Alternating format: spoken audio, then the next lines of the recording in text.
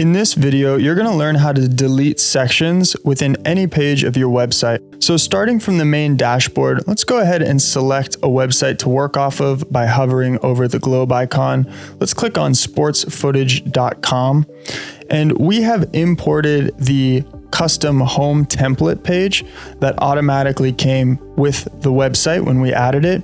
And I'm going to show you, after clicking on this home icon, how to delete specific sections that we don't want.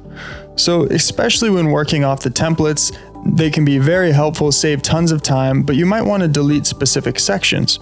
In order to delete a section, you want to go ahead and hover over the background of any section you want to delete. So scrolling down, let's say we wanted to delete this section because we've customized what's above it and below it, but we want to completely eliminate everything within this section.